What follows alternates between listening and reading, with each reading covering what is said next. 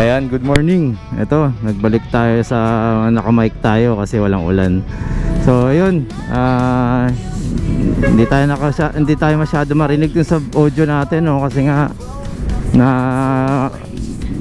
nakulimlim kasi yun. Hindi natin gusto ko kasi mangyari isang diretso lang talaga, kasi pag kinuha ko pa yung mic ko, mamamatay yung gauge natin. So, marireset na naman siya. Kaya mas maganda, okay lang hindi nyo na marinig yung boses ko at mapatunayan lang natin na totoo yung ano natin, yung ride natin at kung saan nakakarating yung ating Dynamax, no, nang wala namang naging aberya, no. Okay, marami ako nakikitang comments, no, or post na regarding sa kanilang overheating, no, may hinto, yung mga ganon. Ang nakaset kasi rito nagbase sa temperature, no, din sa klima natin. Tinetest naman nila yan, dinadyno test yung mga ganon, di ba? So kung sakali, no, na nagkakaroon ng overheating yan, kahit stuck yan, it's all about your driving habit, no, kung paano kayo magmaneho. Kasi kung kayo po ay walwal, no, excuse me, kumbaga lagi kayo nakasagad kasi sa probinsya ang lawak, di ba? Haba ng pag sinagad nyo po siya excuse, medyo ating well, actually okay lang naman po sana, as long as nakatune naman siya ng maayos dun sa pero kung titingnan ninyo, for example, ito speed 1, pag kayo po ay naka 40, 41, yun po yung sagad na niya, pero minsan may bulusong to na bulusok ba tawag yun, yan, na nagpo 43.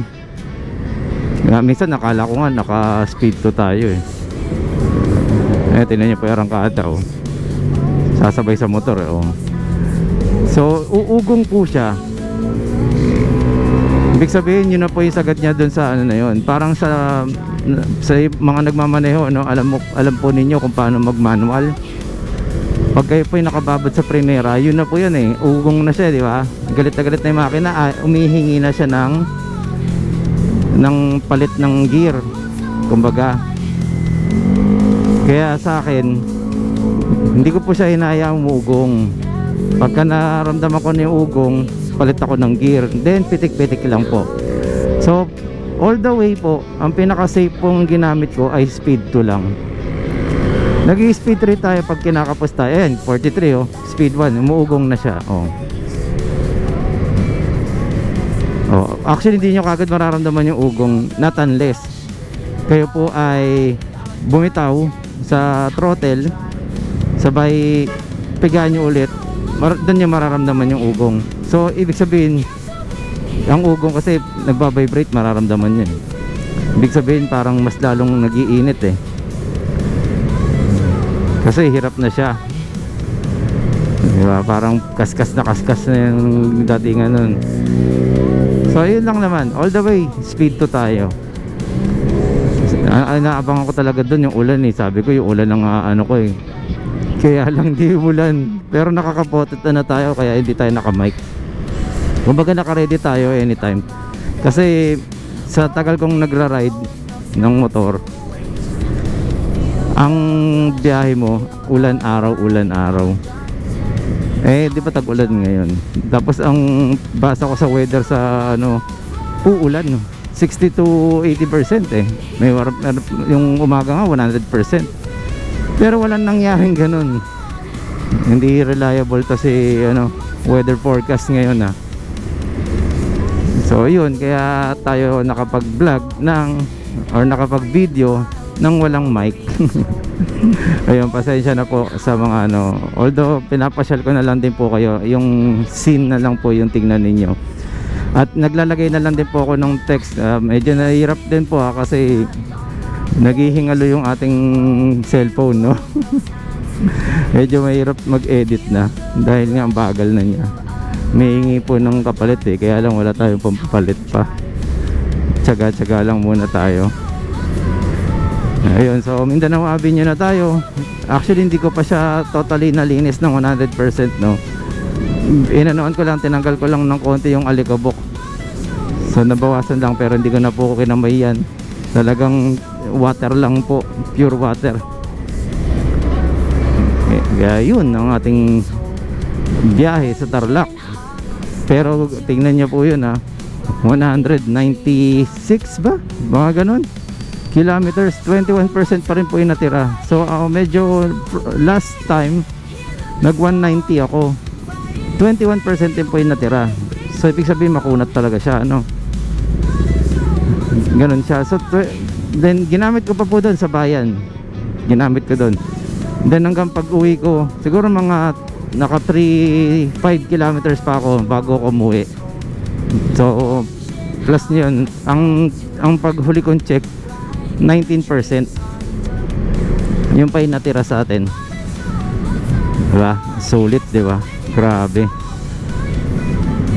Nag-charge po ako dun, siguro ano din, halos 5 hours. Nag-charge ako 5 hours. Kaya ano din siya, stock charger lang po tayo, stock yung charger natin, kaya medyo matagal. Naalala ko tuloy yung charger ko. Dapat pala di ko lalo sinama. Ang bilis doon siguro mga 2 to 3 hours lang sana yun 15 ampere po yun. Teka, ang gulo nyo naka-base pa. So far wala ako masyado nakakasalubong or nakasabay na electric sa sa kalsada. Sa south marami kasi pay-pay-base pa. So yun, Mindanao Avenue na tayo. Chill lang tayo, speed 1 ulit tayo.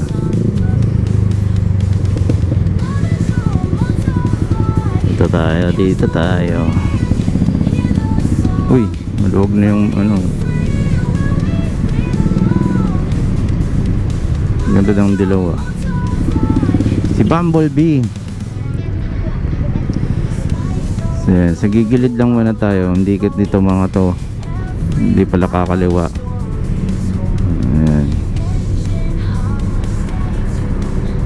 Okay, so 7,028 na po yung ating mileage, no. So 3 months, Feb, March, April, May, June. 4 months pala. June, tama June, ano pa lang, 8. So yun, in 4 months naka 7,000 na tayong mileage. So more rides. Kita-kits tayo ulit dyan sa north, no. Meron pa ulit tayong next or NXT ride na gagawin dyan. Okay, dito na lang po muna. Maraming salamat po sa mga patuloy na sumusubaybay, no. Marami na po yung nagbablog ng about sa kanila. Ako naman po, it's my own diary ko lang naman po din talaga tong pagbibideo ko, no. Someday panonoorin ko na lang din tong ginagawa ko na to. Ayun, thank you po, maraming salamat po ulit sa inyo.